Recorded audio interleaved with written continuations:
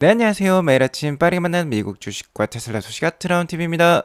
일론과 트럼프가 다시 한번 싸우기 시작했습니다. 일론이 창단까지 선언하는 가운데 테슬라는 오늘 5%대 하락을 보여주었는데요. 앞으로 테슬라 투자 어떻게 대응을 해야 될지 이 점 같이 알아보도록 하겠고요. 아무래도 한국 시간 금일 저녁에 테슬라 2분기 인도량 발표가 있을 것 같습니다. 이 점에 대해서도 오늘 예상을 해드리도록 할게요. 오늘도 인사이트 가득한 소식들이 많으니까 시청하시기 앞서 구독과 좋아요 알람 설정 꼭 눌러주시기 바라겠습니다. 미국장 현황 살펴보고 가도록 하겠습니다. 그간 상대적으로 잘 올랐던 S&P 500과 나스닥은 쉬어가는 모습이었어요. 그간 상대적으로 덜 올랐던 다우는 오늘 0.9%대 급등세를 보여주었습니다. 10년물 국채금리라든지 유가라든지 낮은 수준에서 안정적인 모습을 보여주는 가운데 나스닥과 다우가 키 맞추는 양상이 나오고 있다라고도 볼 수 있겠어요.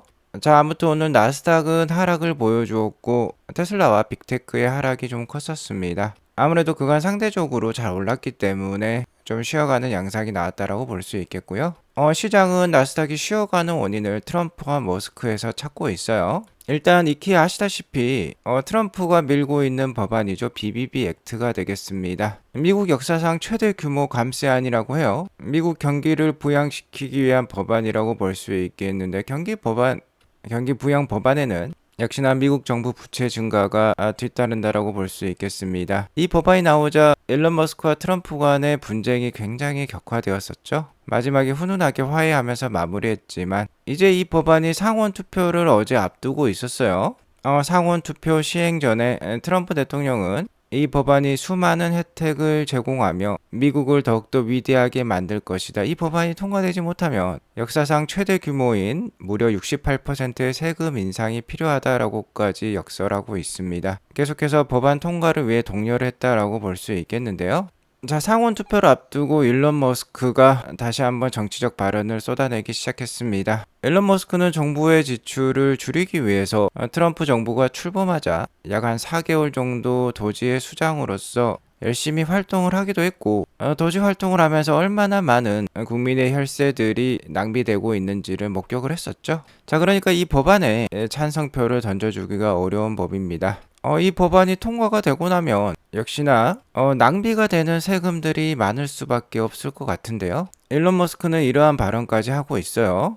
트럼프가 일론 머스크와 한 배를 타면서 정부 지출을 줄이겠다라고 공약을 했죠. 그것을 보여준 게 도지의 설립이라고 볼 수 있겠는데 도지 설립과 굉장히 반대되는 정책이라고 볼 수 있겠죠. 역사상 가장 큰 규모의 부채를 증가시킬 수 있는 법안이 이 BBB 액트가 되겠습니다. 자, 이러자 일론 머스크는 이 법안에 찬성표를 던진 모든 의원들은 부끄러움에 고개를 숙여야 합니다. 자, 그리고 이렇게 엄포를 놓고 있어요. 만약 이 법안이 통과가 되고 나면 나는 그들을 예비 선거에서 패배시킬 것이다 라는 발언까지 하고 있습니다. 자, 워낙 일론 머스크의 영향력이 강한 만큼 특히 미국의 젊은 세대들에게 인기가 많은 그런 사업가라고 볼 수 있겠는데요. 자, 공화당과 트럼프에게 강력한 경고를 한 거예요. 자, 그리고 마지막으로 뭔가 선을 넘는 듯한 발언까지 또 하고 있습니다. 자, 이 미친 법안이 통과가 되고 난다라고 하면은 다음날 미국 당을 결성한다라고요. 자, 아직까지 일론 머스크가 미국 당을 결성한다라는 말은 없지만 이는 특히 트럼프 대통령의 심기를 굉장히 거스르는 그런 발언이라고 볼 수 있겠죠. 자, 미국에는 민주당과 공화당이 아닌 국민이 실제로 목소리를 낼 수 있는 미국 당이 결성이 되어야만 한다라고 얘기를 하고 있습니다. 자, 이러자 가만히 있을 트럼프가 아니죠. 자, 트럼프 대통령은 역설적으로 이러한 법안 혜택에 가장 많은 수혜를 입은 게 일론 머스크다라고 얘기를 하고 있어요. 이러한 EV 보조금이 없었으면은 이미 가게 문을 닫고 자신의 고향인 남아프리카 공화국으로 돌아가야만 한다라고까지 얘기를 하고 있습니다. 만약 이러한 테슬라 사업에 대한 보조금을 줄인다라고 하면은 엄청난 돈을 절약할 수도 있다라고 똑같은 얘기를 하고 있어요, 저번과. 일론 머스크가 설립했던 도지에게 오히려 일론 머스크를 검토하고 감사할 필요가 있다라고까지 얘기를 하고 있습니다. 자, 그러자 일론 머스크가 I am literally saying cut it all now라는 표현을 쓰고 있는데요. 말 그대로 보조금을 지금 당장 모두 없애라고 얘기를 하고 있습니다. 좀 테슬라 투자자 입장에선 이런 정치적 이슈가 가장 힘든 부분이라고 볼 수 있겠는데요. 좀 그만했으면 좋겠어요. 자, 하지만 다행스럽게도 일론 머스크가 다시 한번 좀 꼬리를 내리고 있는 모습은 나오고 있어요. 기자가 트럼프 대통령에게 일론 머스크를 추방할 건가요? 좀 전에 남아프리카 공화국으로 돌아가야 된다는 말을 했었죠. 자, 그러자 트럼프가 일론 머스크가 뭐 테슬라를 좀 알아봐야겠어.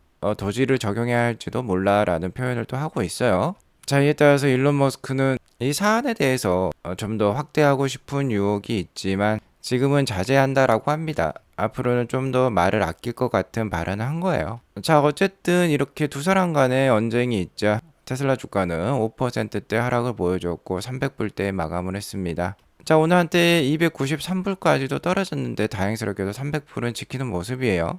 기대했던 로보택시 런칭도 있었고 6월 27일에는 역사적인 사건까지 있었어요. 테슬라 기가 텍사스에서 출하된 모델 Y 차량이 30분 정도 자율주행을 통해서 고객에게 직접 인도되는 쇼킹한 모습까지 나왔는데요. 그럼에도 불구하고 테슬라 주가가 이렇게 빠지자 테슬라에 대한 비난 여론이 지금 많은 상황입니다. 굉장히 테슬라 투자의 난이도가 올라가고 있다라고 볼 수 있겠는데요. 자, 어쨌든 이 BBB 액트 빅 뷰티풀 법안은 공식적으로 상원에서 통과가 되었어요.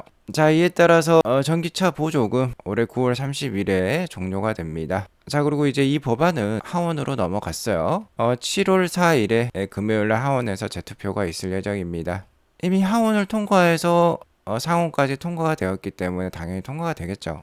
일단 트럼프 대통령이 상호관세 유예와 관련해서 7월 9일까지 각국에 기한을 주었었습니다. 일단 그 전에 이 BBB 액트를 7월 4일에 어떻게든 통과를 시켜서 그 이후에는 관세 협상에 미국 정부는 집중을 할 것 같아요. 자, 아무튼 두 사람 간에 짧은 언쟁이 있었지만 어쨌든 일론 머스크가 자제한다라고 표현을 하면서 마무리가 된 듯한데요.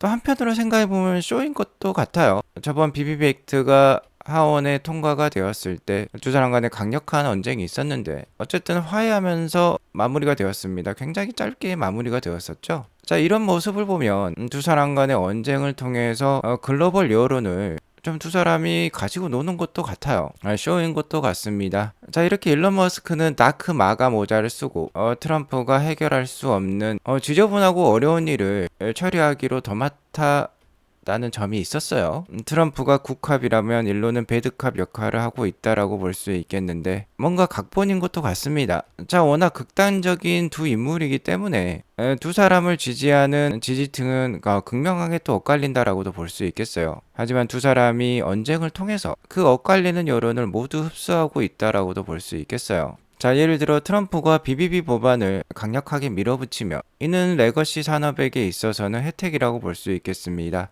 각종 친환경 산업과 관련된 보조금을 줄이기 때문에 오히려 이는 뭐 가스라든지 내연기관 차량 업체라든지 이런 업체에게는 오히려 혜택이 될 수도 있겠죠.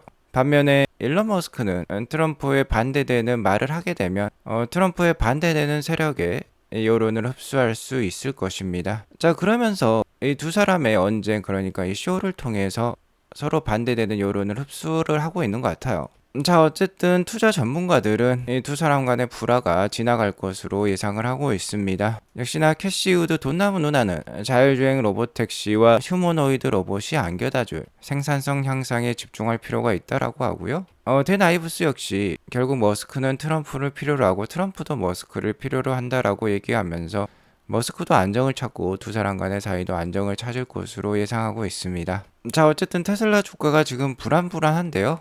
불안한 요소는 하나 더 있다라고 볼 수 있겠어요. 자, 이제 곧 있으면 쭉 우리나라 시간으로 7월 1일 저녁 10시 이후에나 테슬라 2분기 인도량이 발표가 될 예정에 있는데요. 일단 여론은 좋지 않습니다. 분위기 좋지 않아요. 일단 여기에 보이는 기관들이 제시한 컨센서스는 인도량이 38만 5천 대 수준이 되겠습니다. 좀 낮은 수준은 아닌 것 같아요. 그리고 트로이 테슬라이크가 예상하는 이번 2분기 인도량은 35만 6천 대예요. 일단 트로이 테슬라이크의 평균 오차율이 3%대라고 보면은 35만 6천 대에서 3% 정도 더 나온다고 하더라도 약 한 뭐 37만 대 수준밖에 되지 않습니다. 그럼에도 불구하고 이 애널리스트 컨센서스보다도 낮을 가능성이 높고요. 작년 2분기 판매량과 비교를 해보면 굉장히 참혹한 수준이라고 볼 수 있겠죠. 작년에 44만 4천 대 정도 인도를 했으니까 이번에 뭐 36만 대 수준이 나온다라고 하면 약 8만 대나 빠지는 모양새가 나온다라고 볼 수 있겠습니다. 자, 물론 마지막 주 중국 판매량은 잘 나왔어요. 27,700대가 나오면서 거의 역대 두 번째 급의 판매량이 나왔습니다. 지난주 대비로나 전년 동기 대비로나 40% 이상의 급등세를 보여주었어요. 중국에서 테슬라가 잘 판매가 되고 있다라는 소식인데요. 자, 그 전에 이 휴일 기간에 이 보라색 막대가 이렇게 축 처진 모습이 나왔는데 판매가 많이 안 된 점이 좀 아쉽습니다. 자, 그러면서 이번 2분기 중국 판매량 전분기 대비 4.6%, 전년 동기 대비 10.9% 빠지는 모양새로 마감을 했어요. 2025년 지금 26주차까지 진행이 되었는데 전년 동기 대비 누계 판매량도 4.9% 빠지는 속도가 나오고 있습니다. 중국도 어쨌든 전년 대비로나 전년 동기 대비로나 좋지 않은 모양새예요. 그러니까 역시나 트로이 테슬라이크의 예상처럼 좀 낮게 나올 가능성이 높아 보이는 상황입니다. 좀 안타까운 상황이죠. 테슬라는 테슬라의 전략대로 테슬라의 속도대로 가고 있는 게 맞아요. 일단 차량 판매에 저하가 예상이 되자 자율주행과 로보택시 휴머노이드 개발로 회사의 방향을 완전히 틀었다라고 볼 수 있겠고, 자, 이에 대한 성과가 잘 나오고 있죠. 6월 27일에는 완전 자율주행으로 고객의 집까지 배달이 되는 모델 Y를 만나볼 수 있었어요. 제가 어제 방송에서 라이트 형제의 비행기 발명과 견줄 만한 역사적인 사건이다라고 말씀을 드렸는데요. 자, 이런 역사적 사건이 있었지만 2분기 인도량 우려랑 정치적 이슈에 좀 묻힌 것 같습니다. 다만 뭐 절망만 있는 것은 아니에요. 이런 좀 절망적인 상황 속에서 희망을 가지고 좀 더 연기를 내면서 투자를 이어갈 필요가 있겠는데요. 테슬라는 매년 임팩트 레포트를 발간을 합니다. 테슬라가 얼마나 잘 발전을 하고 있는지, 글로벌 환경에 얼마나 좋은 긍정적인 영향을 주었는지 그 결과를 분석해서 레포트를 발간하는데요.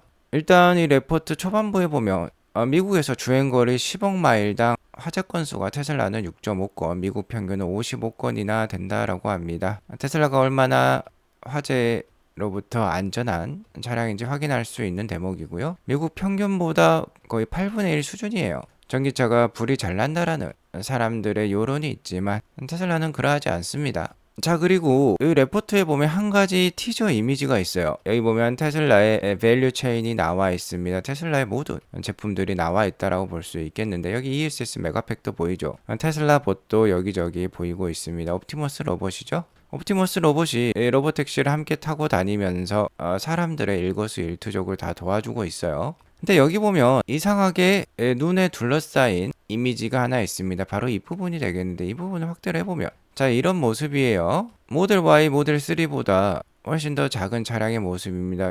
얼핏 보면 경차의 모습인 것 같기도 해요.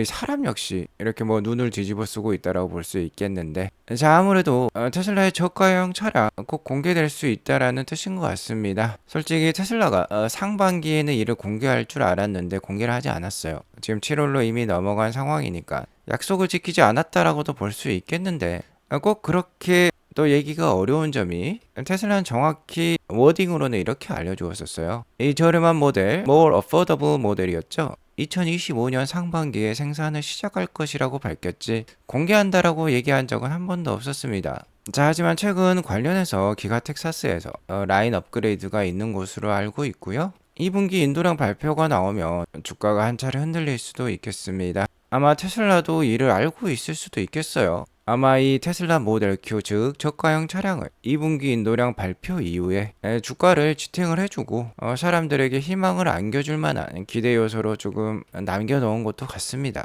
즉 2분기 인도량 발표가 있자마자 모델 Q를 발표를 하게 되면 주가도 잘 버틸 수 있는 하나의 장치가 될 수도 있겠죠. 이는 어디까지나 저의 뇌피셜입니다. 어쨌든 7월 달에는 이 저가형 차량이 좀 공개가 되었으면 해요. 자, 그리고 하반기에는 로보택시 확장도 있지만 FSD 기술의 유럽 출시도 테슬라 주가를 든든하게 지켜주는 호재가 될 수 있겠습니다. 특히 연말 테슬라 공장에 3세대 옵티머스가 일을 하는 모습, 근로하는 모습이 나온다라고 하면 굉장히 연말 주가가 강할 수 있으니까요. 인도량 발표라든지 2분기 실적 발표라든지 이런 걸로 인해서 테슬라 주가가 흔들린다라고 하면은 기회로 삼으실 필요가 있겠어요. 어쨌든 7월 달은 테슬라에게 있어서 좀 어려운 달이 될 가능성이 높아 보입니다. 오늘 이것으로 방송을 마치겠고요. 오늘 방송이 도움이 되었으면 구독과 좋아요, 알람 설정 꼭 눌러주시기 바라겠습니다. 오늘도 행복한 하루 보내시기 바라겠습니다. 감사합니다.